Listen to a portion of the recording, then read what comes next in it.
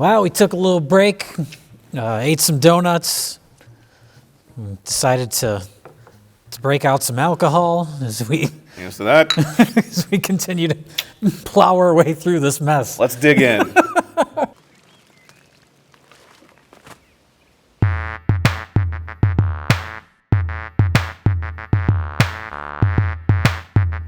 Now take it easy, Diane, and let's just sit down and have a nice, simple chat. You got any coffee? No. I don't have any cigarettes either. We finally meet Diane, which honestly, that was the one we called. Like when you see those, like Laura Dern has to be Diane. Laura Dern's playing Diane. It has to be the case. We don't even know Diane's going to be in the show, but you know it's going to be. It's going to be Diane. Yeah. I knew it was going to be you.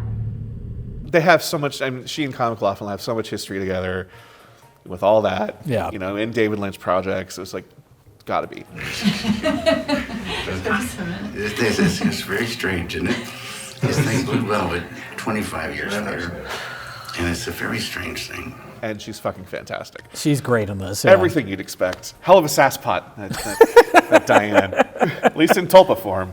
Yeah, and that's something to point out too, is that apparently the Tulpas retain information from who they're copied from. Because I was initially thinking, she has a great monologue where right before, this is when we kind of realize that she's about to kill all the FBI agents. Mm-hmm. And I felt afraid. And he saw the fear in me. But it's like the real Diane kind of breaks through for a minute when she's talking about how Evil Cooper raped her, and this is how, this is the last time she saw him. And she's like, I'm not me, I'm not me. That whole monologue is fantastic. Yeah. But at that point, you have no doubt, like, that happened. This isn't like she's just trying to lower their guard by being emotional so she can kill them. Like, she's expressing real feelings of what happened to her. And it's I'm not me, it's heartbreaking. She's so good in that scene. Fantastic. Yeah, but she's telling them everything they need to know. That's not her. She's not there. She's in the office or whatever she says. Yeah. And she gives them all the clues right there. Yeah.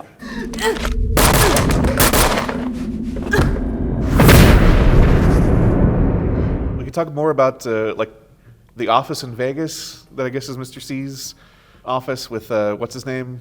The Winkies guy from Mulholland Drive. Winkies guy, exactly. I had a dream about this place. Oh, boy.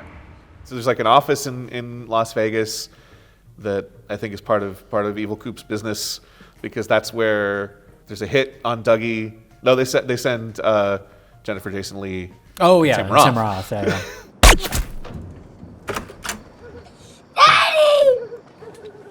Next up, Wendy's. Those characters feel like they're right out of a Tarantino movie. Yeah, they do. I'm sure the casting of Tim Roth was very deliberate. I love you, Hutch. I love you, Chantel. I love you, Pumpkin. I love you, honey bunny. But yeah, they're just hitmen that are obsessed with junk foods and their dialogue. It feels like a little bit, not a Tarantino influence, but maybe riffing on those type of characters you would see in a Tarantino movie. Yeah. You're in my driveway. We're not in your driveway. We're not even close to your fucking driveway, asshole. It's mostly worth it just for their fate, which is hilarious. Well, that's going way back. We were talking about how the world has kind of been corrupted by, there's been an uptick in like gun violence and drug use. Like one of Dougie's neighbors just pulls up and he's mad that they're kind of blocking a tiny bit of his driveway and just pulls out a gun. Just some random guy. Because he doesn't happen to know that they're contract killers. So they shoot at him and he's like, oh, you're going to shoot at me, are you? And yeah, he just blows them away. The cops are down at the end of the street not doing shit. Yeah. The Mitchum brothers are like, people are stressed these days. Hey. But it makes me laugh so hard. There's all that setup where like they do assassinate the prison warden? Yeah. But other than that, they're just kind of mumbling around, just like, oh, we got you some phones, or we're getting Wendy's. And then they just randomly get shot. Yeah.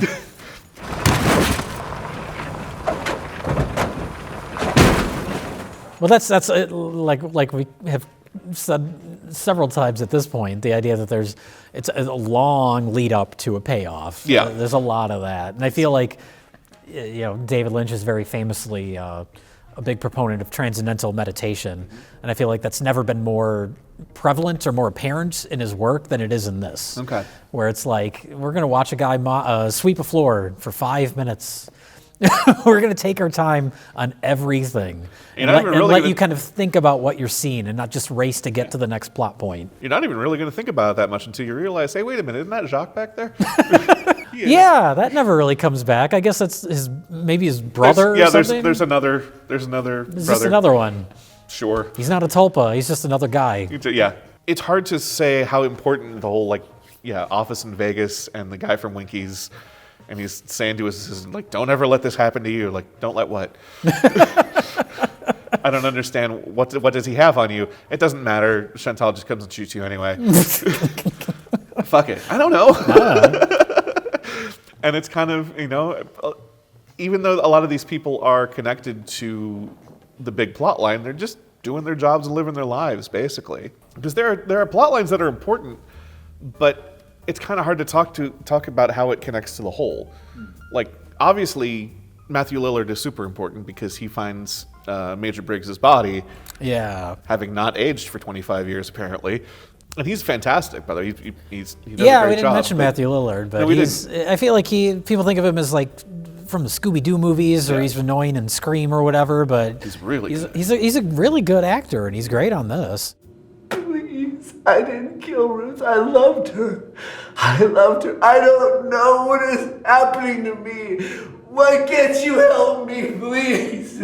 Please. Yeah, and he portrays, the way he portrays his alibi and everything falling apart, and he can't really explain it, and the way he's so sure of himself at first, just I didn't do anything wrong, this isn't going to be a problem, and just into blubbering fear because he has to tell them everything that he's scared of, basically, and just he doesn't want anything bad to happen. He certainly doesn't want his head to fall off in chunks.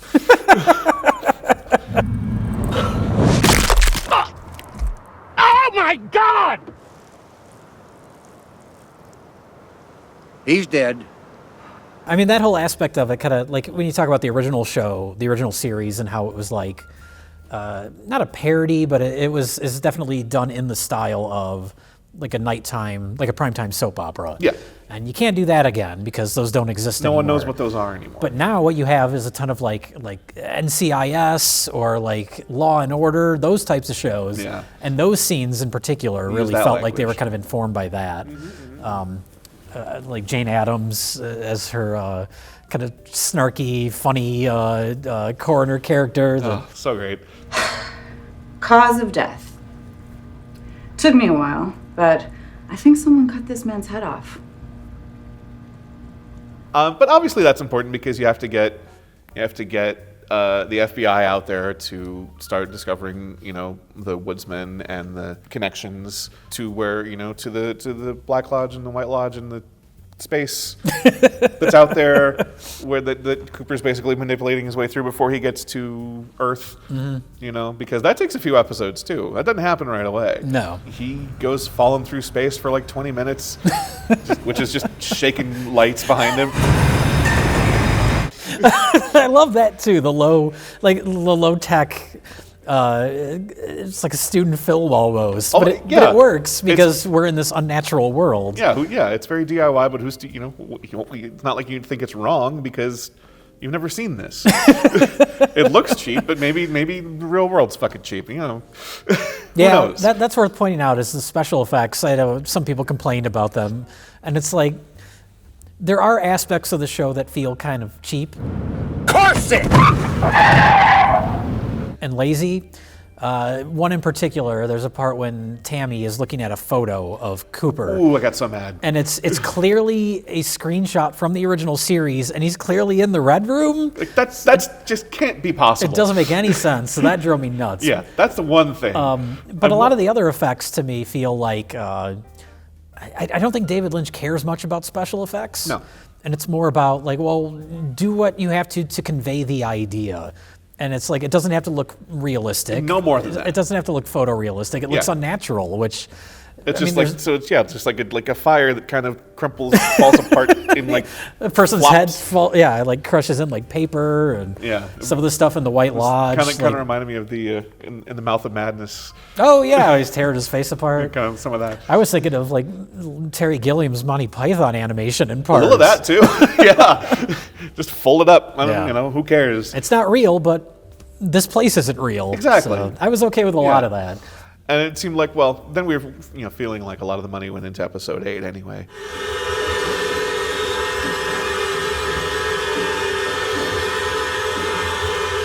Yeah, well, that's how you know, like, okay, he can do good special effects. When it's important. When it's important, yeah. Exactly. Otherwise, don't worry about it. It's just a story. But I think that also works to its certain favor, like things where, like, the movement of the woodsman, like it's kind of like herky-jerky silent movie stuff. Yeah. That doesn't cost anything to do, and it's creepy as hell. Yes. The way when Ray shoots Evil Coop, and they come to kind of heal him, and like just kind of scratch at him for a while, but there's all the overlays. They're just dissolving between all these shots. Yeah, which reminded me not only of silent film in general, but also of early David Lynch, like the experimental stuff. Oh yeah. Yeah, and some of the special effects looked like some of his weirdo animated things that he's made over the years. What's 6 men getting sick apart from just sculptures that have like a bunch of random cuts while things get thrown at the wall? It's the same kind of thing. Mm-hmm. But that was actually something that we were seeing throughout, which was a really interesting thing for me, was callbacks to David Lynch's entire career. Yeah. This feels like the culmination of everything he's done. Yeah. Or like the bit with with Dougie stumbling around reminds us of Eraserhead. There was that one scene with the FBI guy. How are we gonna find the right one? Wilson, how many times have I told you? This is what we do in the FBI! Okay, Paul! And then there's like shots of driving, over the highway at night, just shots of the road. It feels right out of Lost Highway. Yep, lots of shots like that. Yeah. A lot of it's not even necessarily callbacks so much as just every type of style, everything he's done, just sort of it all works its way into this. Yeah, all the stuff episode 8, but also some of the stuff outside the world with Coop, going through whatever. That also reminded me a lot of like the more art experimental stuff. Well, yeah, like that's all you had for you gotta make Eraserhead for 5 years because you keep running out of money. All you can afford is shaking some lights around behind a guy.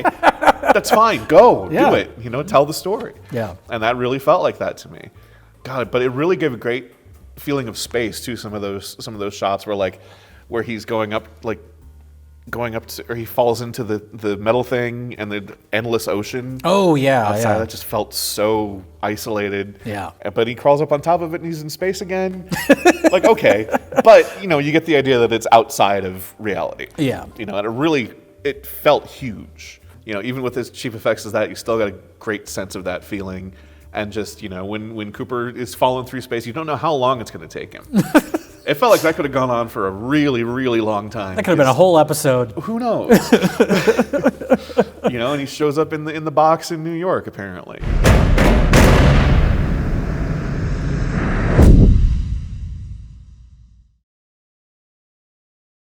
What did she say? Audrey, we've been over this. Tell me! Stop it. But we'll start talking about Audrey. Boy, I remember on that first watch, it was every episode she wasn't in, we're just like...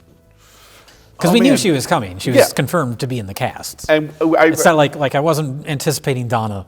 No, but I was... Even if I knew she was on the show, I probably wouldn't have been anticipating her. She's Donna. Yeah. But I was more worried that it was going to be something like Alicia Witt, where it's just like, oh no, she's going to be in like 2 scenes. Oh, yeah. And that's going to be it. Like, God, I hope not. Like, Audrey's such a great character and such an important character. Yeah, she's a key component until they decided to kind of make her go to the sidelines a bit as the show went along. But initially, she was a big part of it. She should have been, part of it all the way through. Yeah, she was very important, even up to the end. Again, she was in the last couple episodes. That whole thing with the, she was protesting against the development of the woods, which apparently happened in the meantime. Oh well, you blew up that bank for nothing.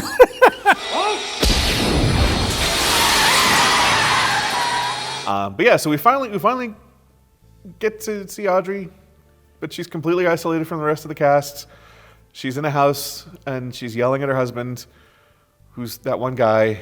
He passed away recently too. He did. Another one, yeah. And they don't really seem to like each other very much. And he's got a lot of work to do. he's sleepy. And he's very so sleepy. It's already late and I'm getting sleepy. It's already late and I'm so sleepy. And I really got more on subsequent watches. It was just kind of the ratcheting up of how confused and nervous she is. Yeah. And she's panicking, basically. Yeah. It's just her reaching out for anything because she's so confused and has that panic of like, she can't get out. But then finally when it's time to go, she don't want to go. And it's just another problem. Yeah. Especially in the initial watch, just like, where it turns out she's like, well, I can't go. I got my code. He's so irritated. I was with him. But this is where we're also introduced. He has a line at one point where he's like, he says something about, do you want me to write you out of the story? Are you going to stop playing games or do I have to end your story too? Yeah, or do I have to fix you too? Yeah, and that's where you perk up and you're like, what? What does this mean? Yeah, and because it just feels, I mean, there's already been like sort of an aspect, like we talk about with like Fire Walk With Me, how the opening to that movie is a static TV that gets bashed in with a sledgehammer. And you're like, I see what you're doing. Yeah. And the opening of season 3, we see a big empty box with the cameras pointed at and a guy watching just this vacuous box. And it's Right. like, that feels like a continuation Same of little that. something? Like, we're talking about TV here, I get it. Yeah. So it's not, that doesn't feel like meta, but then when you get to Audrey and her husband and he's talking about writing her out of the story and you're like, what are we doing here? Yeah. I feel like I'm somewhere else. Have you ever had that feeling, Charlie? No. And then you start thinking about, she's like, I want to see Billy. She keeps talking about Billy, and you're like, who is Billy? And I was thinking of like, on season 2 of Twin Peaks, Audrey was dating a character played by Billy Zane. Is that it? Is she talking about Billy Zane, the actor? And then she gets to the Roadhouse, and they're like, ladies and gentlemen, Audrey's dance. Ladies and gentlemen, Audrey's dance.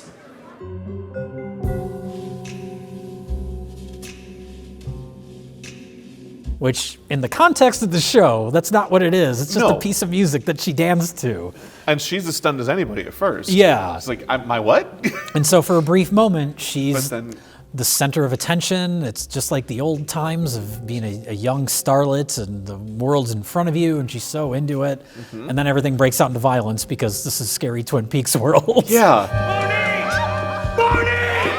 That's my wife, But that's another thing where you're like, we're referencing things outside of the show. Right. With that. And then she's panicking and yelling, get me out of here. And she's not there at all. Yes.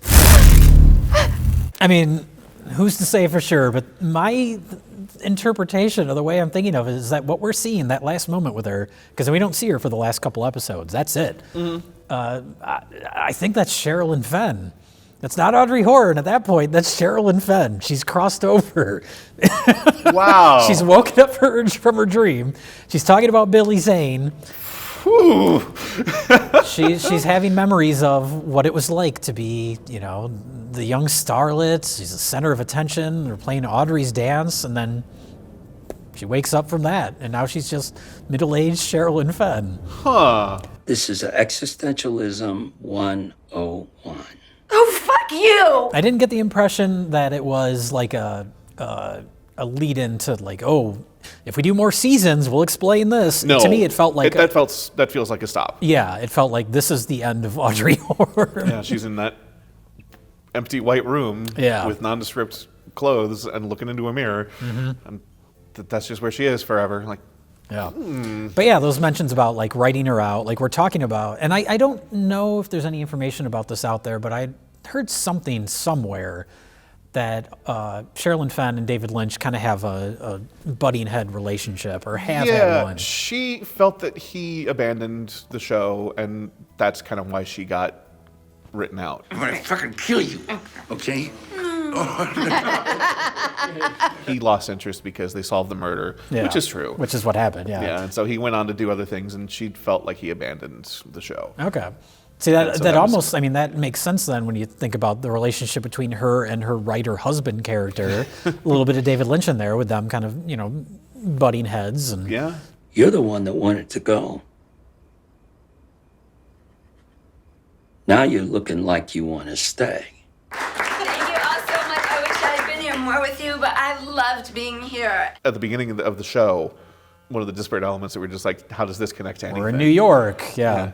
And there's this guy, he's watching TV. No, he's not. He's watching a box. But he treats it like he's watching. He's watching a vacuous box. It's An empty box. He's watching TV. He's watching TV. He's watching current TV, yeah. And there's a gal that wants to watch TV with him, bagum. And she seems like she's maybe up to something, but who knows? That's true. I kind of interpret it as just she's into him, whoever that guy is. Yeah. We don't know their history, but yeah, it could be something else. She could be working for, because we find out later that this whole project with these cameras and capturing the footage of this box, turns out it was kind of, the person in charge of it turns out to be Evil Cooper. We see a picture of him later. So maybe she's an agent of the White Lodge. She's trying to get in there to figure out what the hell's going on. Who knows? Could be. Don't know. We never find out. The important part that just like a slasher movie, sex leads to death.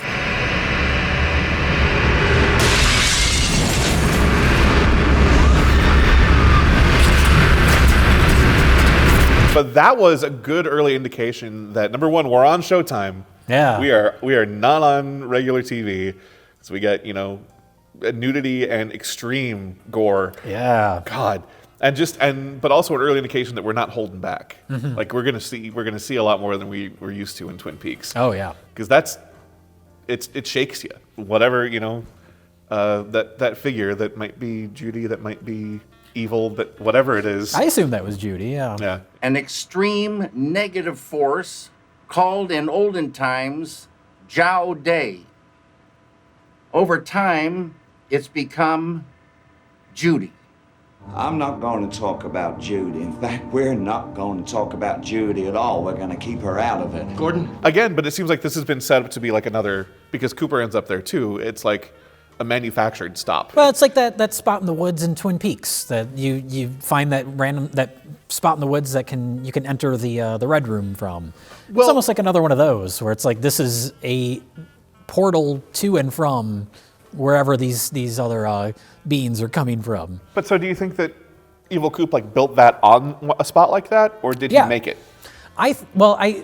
There's some theories, and we can talk about this, but one of the theories is that Evil Cooper's trying to trap Judy or stop Judy, because Judy's a bigger, more powerful evil entity than him. He wants more power. Okay. And so the theory is that those two having sex, that almost conjures up Judy, like a Jason Voorhees. What? Someone's having sex? I got to go kill him. So the end of the show, when we get to Cooper and Diane, they're driving the 430 miles. They know once they hit that, they will enter another world. Right. Because then they go to a hotel and they have sex. And it's very awkward and it's very uncomfortable, especially knowing what Evil Cooper did to Diane. She is not happy about this. No. But it feels like something that they have to do.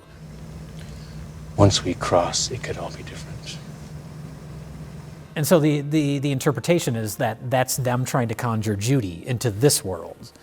Because this world that they have now entered is almost like a pocket world created by the White Lodge, created by the firemen to capture Judy. Okay. So that's why they're there. That's where they're headed. That's why they're having sex, is to get Judy into this world so that they can trap Judy. Which is, again, why they got to get to the Palmer house at the end, because that is where Judy is. That's a theory. It's interesting. It's interesting to think about. Yeah, because I mean, they're clearly, they have sex and they are not happy about it. It seems like they don't want to be doing it. No, and they're talking about it before. I was like, well, what do we do now? Yeah. Well, that's what we do. Yeah, they're not pleased. Yeah, so that's I kind of like that, the idea that there's this larger story going. We have the main story with them trying to stop Evil Cooper, but in the background, there's this larger story of all these different entities of the White Lodge and Cooper and the FBI agents, and they're all trying to trap Judy. Now, the last thing Cooper told me was, if I disappear like the others, do everything you can to find me. I'm trying to kill two birds with one stone. 2 birds with one stone.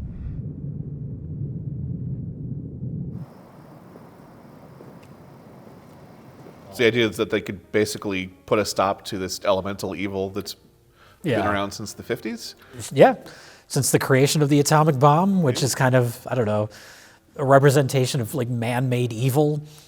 It absolutely it is. I mean, that's when things changed as far as what the horrible things humans were capable of doing to each other. That's fair. So, and obviously that's always been a theme in David Lynch's work. You know, the 50s and evil, and the atomic bomb weighs heavy. You know, it's behind Gordon in his office. Yes.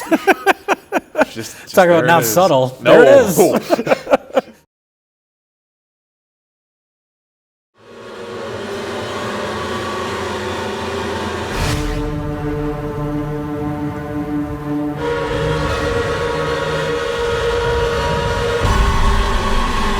We're talking about this series feeling like the culmination of David Lynch's entire career, but even beyond that, he goes full Stanley Kubrick for a few moments. He sure does, and it's glorious. It's amazing. It's so beautiful. Yeah, like that film. That I've seen. They were showing that in theaters for a while. Yeah, around the same time, weren't they? Really amazing filmmaking. The effects are so good. Yeah, and just it felt like a makeup for all the just like. Yeah, I know it's been looking pretty cheap, and like, I know half of his head's just kind of like digitally gone, and like it looked kind of weird. And the head of the woodsman just kind of like, whoop.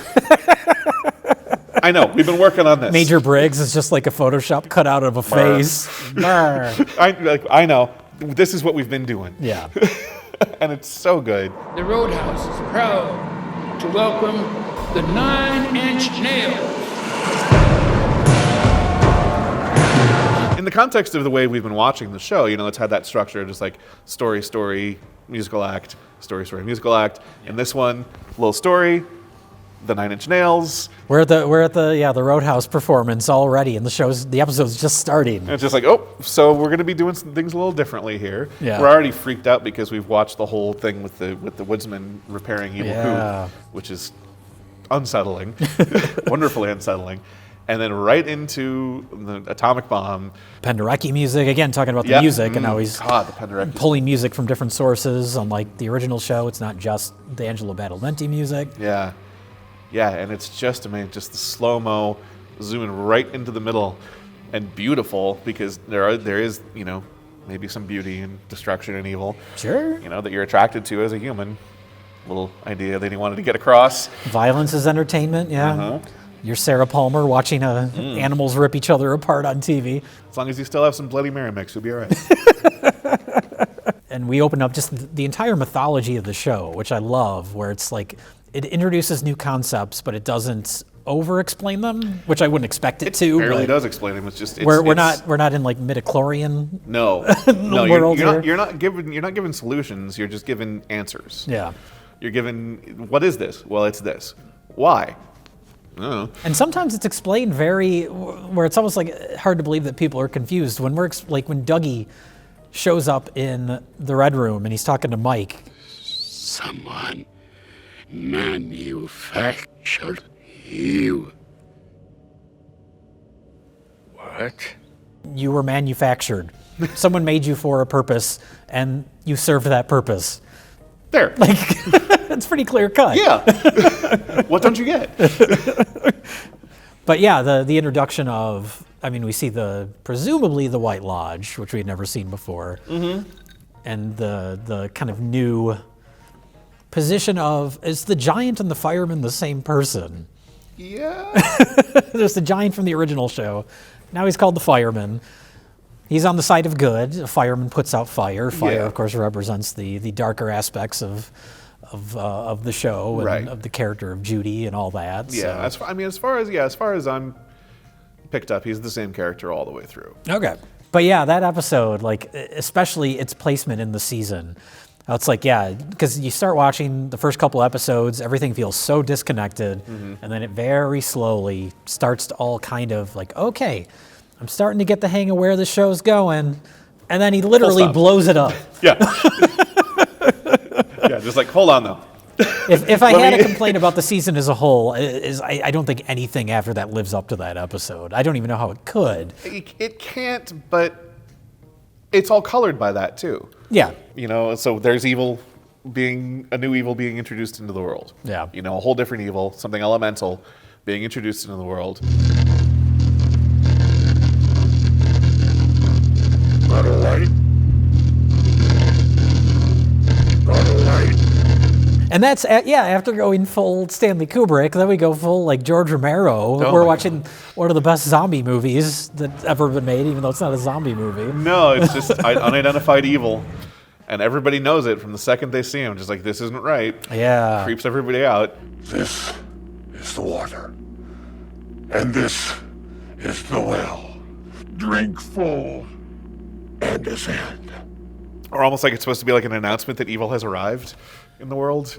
Yeah, I mean, the fact that it's happening over a radio broadcast, and so much of the show is, TV related, so it's media in general and the way that all connects. Well, yeah, and how news was, disseminated most quickly by radio at that time, probably. Yeah. In part of that, woodsman sequence, you see that old gas station with the, the second floor, and gas station also can be known as a convenience store.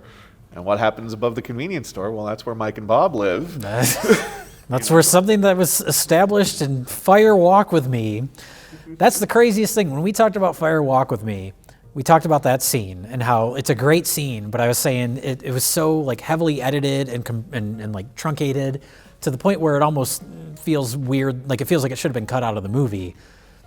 Now, turns out that scene is the key element of this entire thing. Who'd have thought? It's mind-blowing. Yeah. That idea that he had these ideas, I highly doubt he had all this planned out when he made Fire Walk With Me.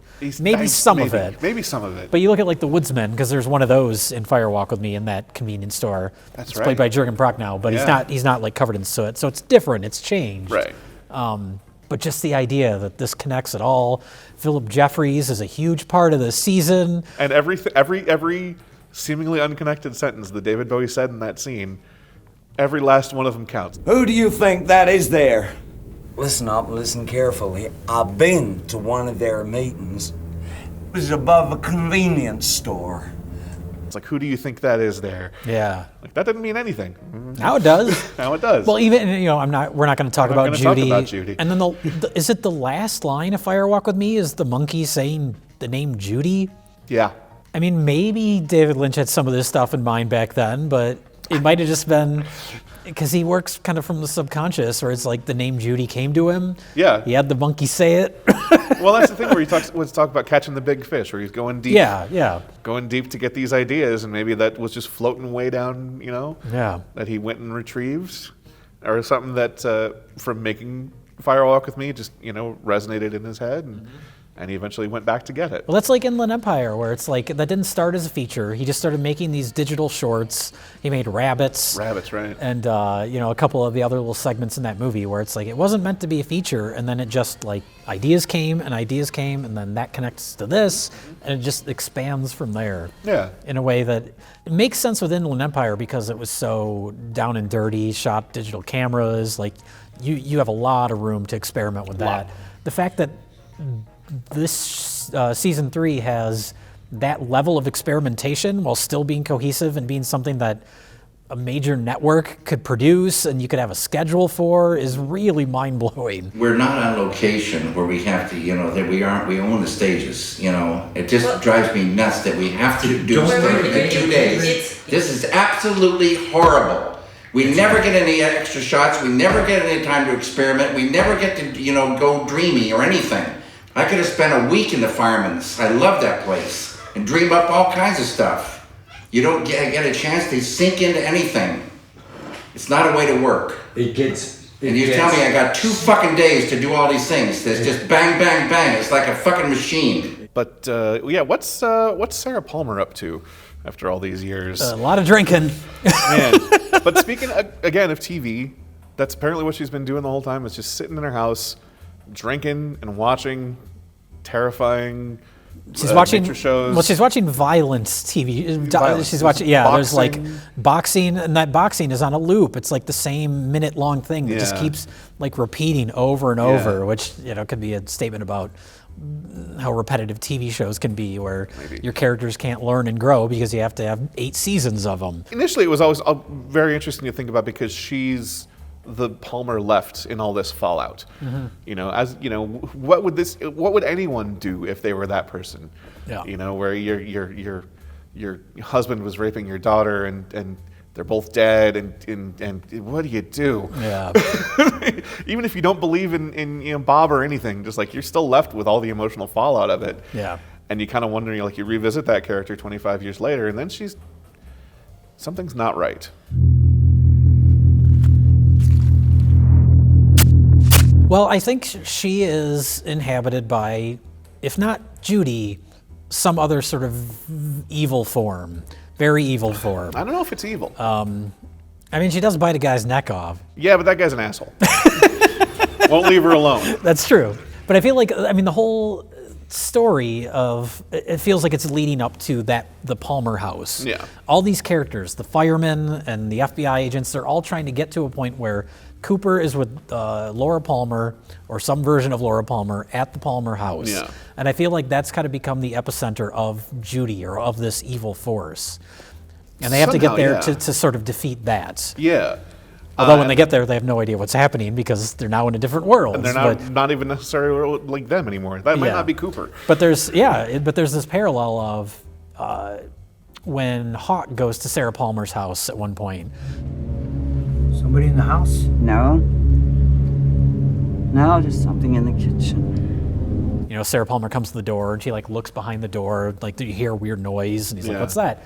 Then in the end, that same thing happens when Cooper and Laura Palmer are there, where the owner of the house looks behind to get answers, and I feel like that's kind of, I mean, the whole idea with the evil forces is with Garmin Bosia, that's they're feeding off of pain and sorrow. Who has more pain and sorrow at this point than Sarah Palmer? She's had a fucked up life. That's absolutely, absolutely. And the reason why I say that it's not necessarily evil, Laura's in the Red Room and she opens up her face the same way that Sarah Palmer does. Yeah.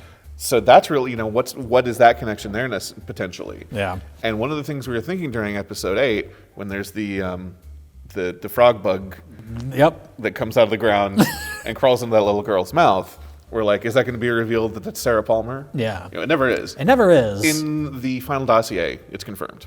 Oh, really? Okay. Which, I don't know how I feel about the final dossier because of shit like that, basically. Yeah, I honestly, I don't like because if that idea is that this evil or whatever this entity has entered her when she was a little kid. But that's not evil, that's Laura. Because remember how the fireman pulls the orb with Laura in it and then the woman kisses it and sends it off? Yeah. So I think that's Laura, somehow. The little bug monster? Yeah. Or the spirit of Laura, or something that makes Laura happen, because the implication to me there is that Laura is sent off to fight Judy. Yeah, I guess I didn't interpret the stuff in the fireman, in the White Lodge or whatever. Mm-hmm. Like, yeah, we see Laura Palmer's face in that orb. Yeah. I don't know if I interpret that as being like literally Laura or even the spirit of Laura so much as just we connect with Laura because we know the show. So it's more that this orb represents the good that is meant to combat the dark. Yeah, we're like the orb with Bob isn't actually Bob. It isn't literally Bob, yeah. That's what I mean. It's just that's how we know them because we watched the TV show Twin Peaks, which is why it's being represented to us that way. Again, the good versus evil. But yeah, I think so. I guess I didn't really think of that frog monster as being.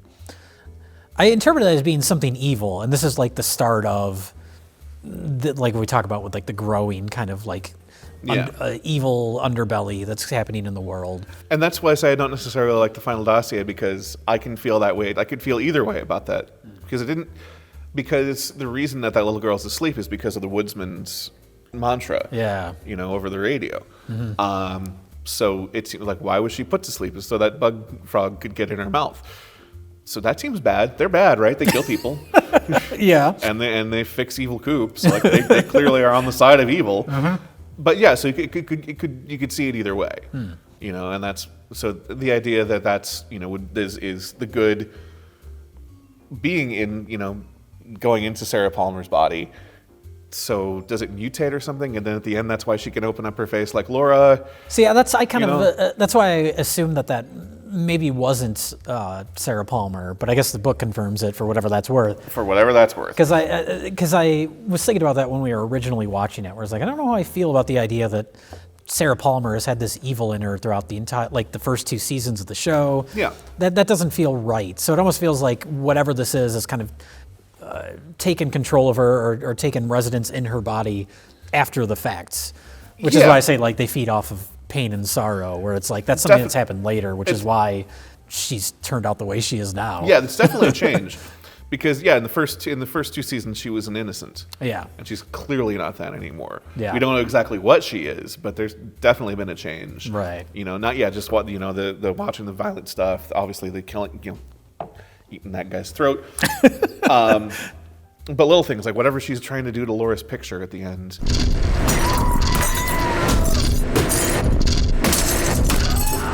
Well, like what we were saying with like you can't change the past. Like you can get rid of this picture. You can try to get rid of this picture, but it's not going to get rid of what happened to Laura Palmer. It's not going to get rid of your pain and suffering.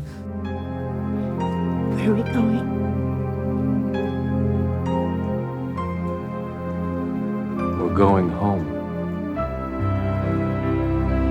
What Coop does change.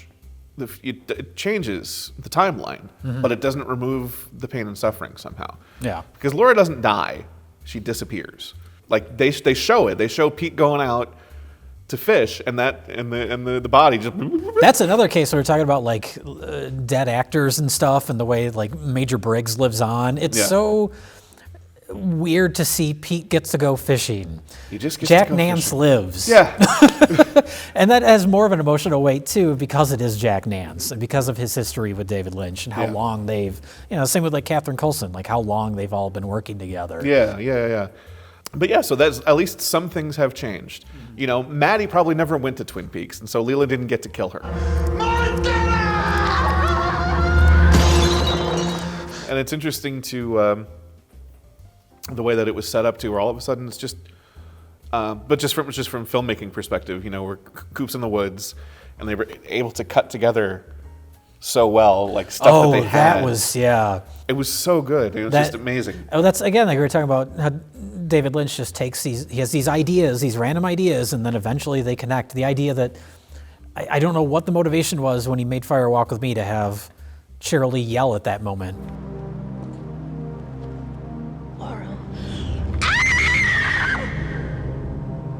It probably was just an emotional, like, just scream into the woods. We'll see what we do with it. And now, fucking 25 years later, it connects. It's amazing. What's wrong? Lesson, by the way, to everybody that's wanting to do this kind of thing, instead of doing the digital de-aging, just put your actor in a shadow. You don't have to see him real well, just enough to tell that it's the same person. Yeah. That's all you gotta do. Don't fuck around with computers.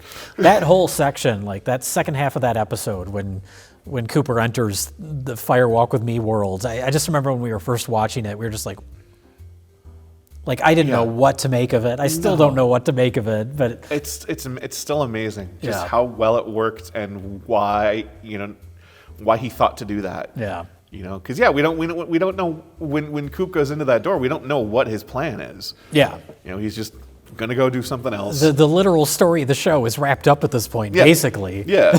He's gonna go. The Bob Orb got punched by Freddy, who we haven't mentioned, but I like Freddy for what he's given. He's fine. But that's another case of like we were talking about the White Lodge kind of leading like Dougie through, getting him from point A to point B. They get him to the casino, which gets him to the Mitchum brothers, and all this stuff connects, where he's like constantly being led along.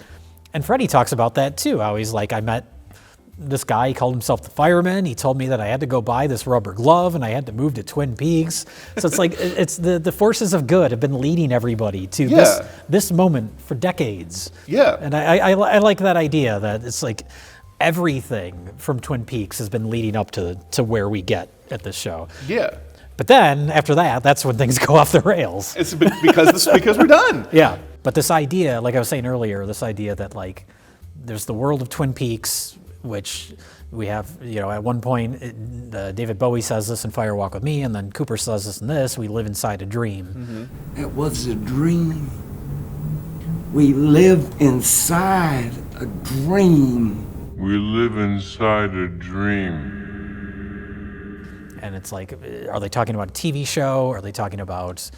I feel like it's all the same thing. A TV show, dreams, alternate realities. Like, I feel like at the end of this, when they're driving through Twin Peaks and they get to the Palmer house on the final episode of the show, like, I feel like those characters are now in our worlds. Yeah. Not that Twin Peaks exists in that world, but our reality in terms of, like, they drive past the Double R diner. It doesn't say, like, Double R to go, like it did earlier in the show. Right. Like, it's, like, the real place.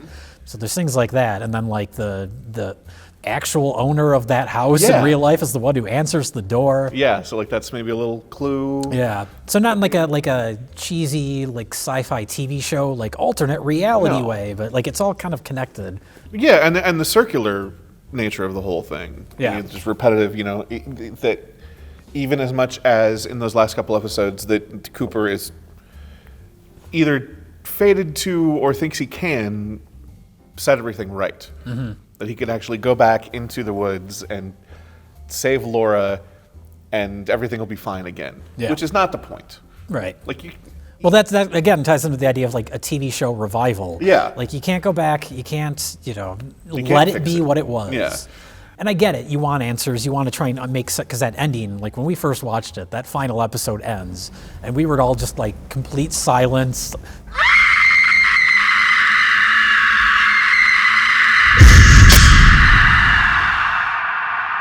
I think at one point I find it was like he pulled another How's Annie. He did. He did. But the thing about that for me is he gave everybody a conclusion. Yeah. If you want to stop at the end of,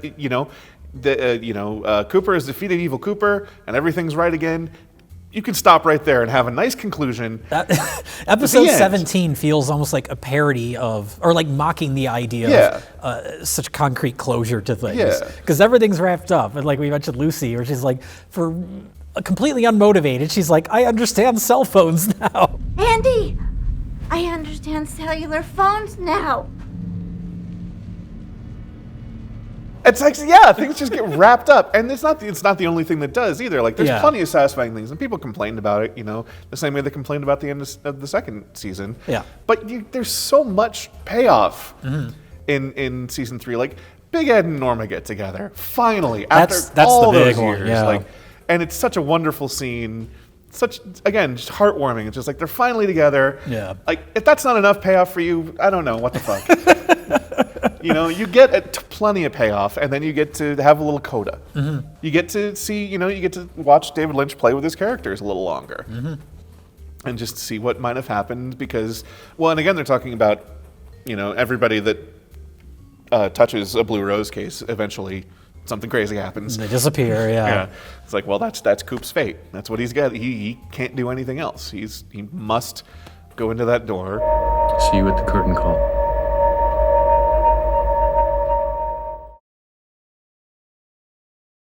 Regardless of like how you want to interpret it, and there's so many different interpretations out there, and some are really interesting, but if you like break it down to what it means, because like when we were watching that episode, they're driving. That whole last episode, they just keep driving.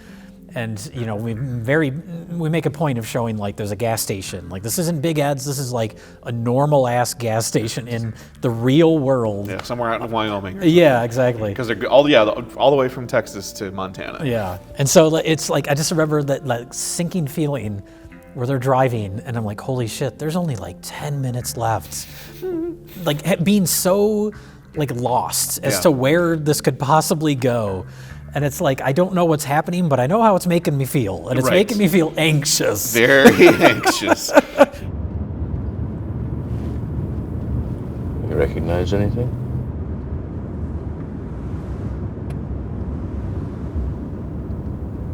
No. And I think that's the ultimate point. Yeah. And then you get to that final scene, and my biggest takeaway from the entire series is that simple statement of you can never go home again. Like we're talking about, you can't do a traditional revival of Twin Peaks, or you shouldn't. Let it be what it was. It wouldn't work. Yeah, exactly. It wouldn't work, and you wouldn't reboot it. You wouldn't, do a whole recast, like all that. You can't do it. You got to let it. The story has to continue on from where it left off. Yeah. That's the only way to do it.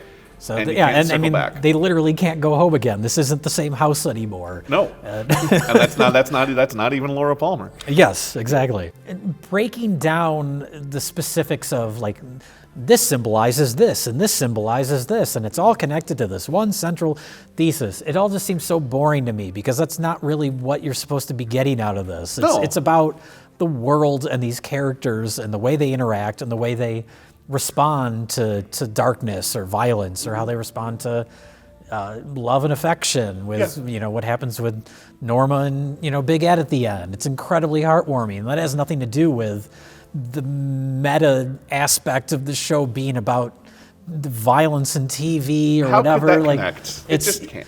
And again, we keep going back to it, but David Lynch loves his characters. And watching there's a bonus disc on the Blu-ray, it's almost just like fly on the wall behind the scenes stuff. And it's clear, not only does he love these characters, but he loves and trusts these actors, and they very clearly trust him too. Because he doesn't give direction in the sense of like explaining their specific motivation for scenes. He tells them how they're supposed to be feeling. They might not understand literally what's happening, but they get the emotion of the scene, which is what it's all about. Yeah, and it fits into the overall puzzle that David Lynch is building. Mm-hmm. He knows where it's going to fit. Don't worry about it. And they don't. Yeah. You got the key. Yeah. The opening is there. Okay. And it's coming, closer and closer, and that tone is coming. Yeah. That they heard in the Great Northern, Yeah. in the boiler room, and all this kind of stuff. And it's coming here in the sheriff's station. I was saying for a while that it's my episode 8 is my favorite movie of the last few years. Yeah. I think now in rewatching the whole series, I would expand that. Yep. If you want to call The Return a movie, it's my favorite movie of the last decade. There's nothing like it. There's nothing that's been as good. Yeah. And just, it's incredible. What about the FBI? I am the FBI. Yeah, if this was, I honestly, before this series was announced, I thought David Lynch was done. Oh yeah. At least with features, I know he does his music, he does music videos. All the sculptures and everything. He's always doing that. But I really thought that was the end of it. Yeah, that was part of the blessing in the first place. Yeah. That this even exists. Mm-hmm. Because he had done Inland Empire and said he was done and stuck to it for a good long time. Not only that it exists, but it's 18 hours of new directed David Lynch stuff. Exactly. I don't know if everything he'd done up to that point adds up to 18 hours. Yeah, exactly. Look, the most important thing is that Josie is no longer stuck in a doorknob. Are we sure? Why didn't they address that in this season? God damn it. What happened to Josie in the door? Well, not a doorknob. It's like a drawer pull. It's a drawer pull, yeah. What happened to Josie?